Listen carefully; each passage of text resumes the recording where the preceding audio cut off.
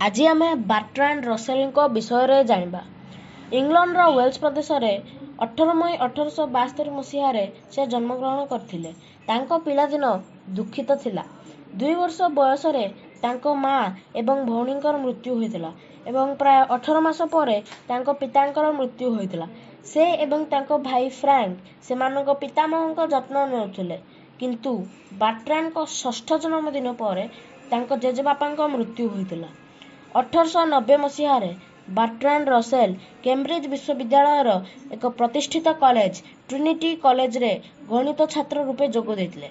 बार्ट्रांड Russell तांकर अनेक गुड़िए कृति पाई अनेक पुरस्कार पाइथिले, जेपरी साहित्य रे नोबेल पुरस्कार, कलिंग पुरस्कार, सिल्वेस्टर पदक, समाज रे व्यक्ति विशेषଙ୍କ स्वाधीनता पाई जेरुजलम पुरस्कार इत्यादि। तांकर केतेक गुड़िए कृति हेउछि roads to freedom, dreams and facts, logic and knowledge इत्यादि। से एकाधार रे थिले जणे गणितज्ञ, दार्शनिक, समाजर चिंतानायक तथा मनुष्य नियति लागी जणे अग्रगामी संग्रामी।